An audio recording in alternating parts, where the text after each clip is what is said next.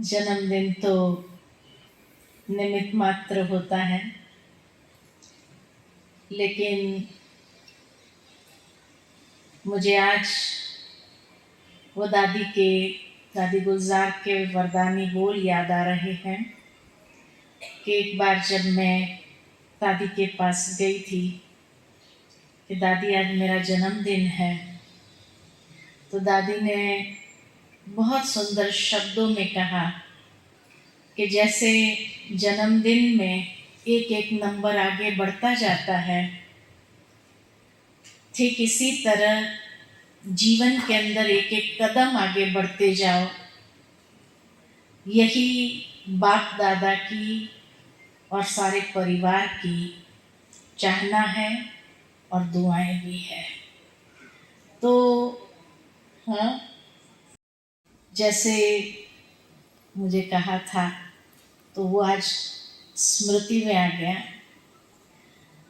मैं जब बड़ी दादी जी के पास गई तो शरीर छोड़ने के 8 दिन पहले मैं दादी के पास गई थी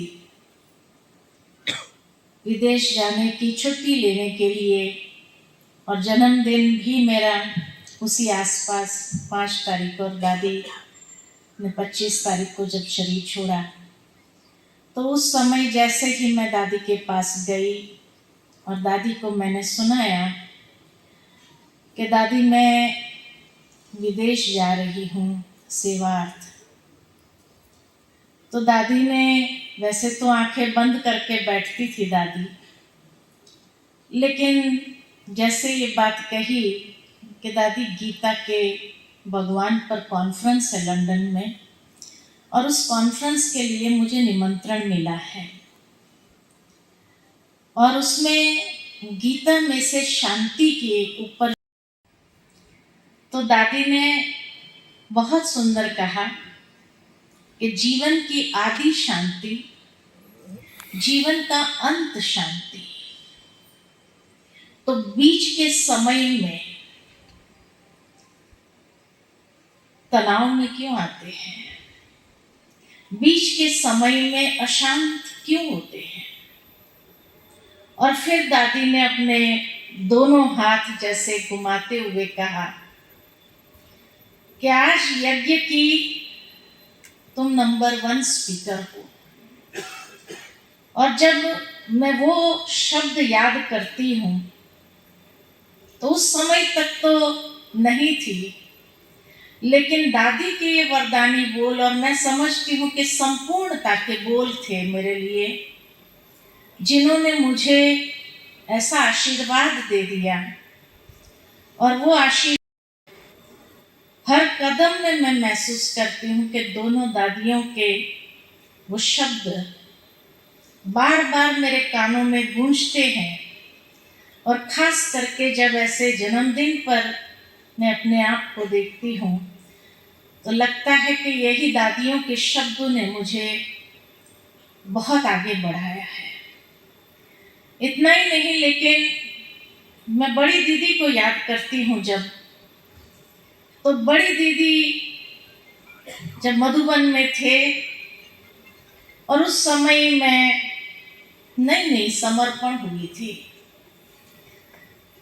और अचानक मैं और शीलू बहन हम नक्की राउंड लगा करके घूम करके आए ही। आंगन में प्रवेश किया, नमः शाम का समय था और दीदी आंगन में खड़ी थी, मनमोहिनी दीदी। दीदी ने बुलाया दोनों को। कहा जाता था कि दीदी दूर से किसी की चाल देखकर पहचान जाती थी, लक्षण प्रत्यक्ष हो जाते हैं। तो मैं समर्पण ही हुई, अभी थोड़े ही दिन बीते हैं और हम दोनों जैसे ही चक्कर लगा के आए, दीदी ने बुलाया नमः शाम के लिए। दीदी जैसे योग में जा रही थी 6:30 बजे, और दीदी ने दोनों को देखते हुए कहा, शीलू एक दिन ये तेरे से आगे निकल जाएगी। मैंने उस वक्त दीदी को कहा, दीदी मैं कहाँ, मैं तो अभी समर्पित हुई, मैं कहाँ शीलू बहन से आगे जा सकती हूँ। कहा देखना। तो जब रामायण की जो हुई, जितने भी बात कारोबार हुए हैं उस छोटी सी ऑफिस में, मैं हमेशा ये मानती हूँ कि दादी के वाइब्रेशन तो है ही है, लेकिन ये दादियों के शब्द ने जैसे मेरे जीवन को बनाया है, मेरे जीवन को वरदानी जीवन बनाया है।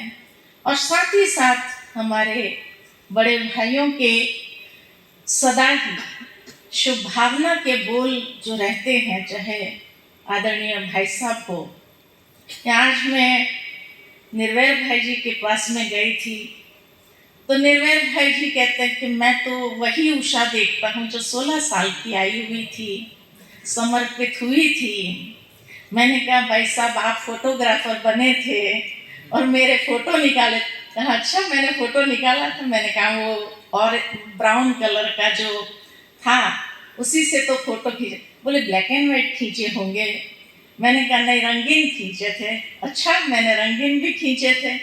मैंने कहा हाँ। तो आज पुरानी बातें सुबह से लेकर के चल रही थी कि कैसे मैं यज्ञ में है, तो इसलिए उषा की कोई उम्र नहीं होती, जो प्रारंभ में थी वही है वही रहेगी। तो अभी बारी आई है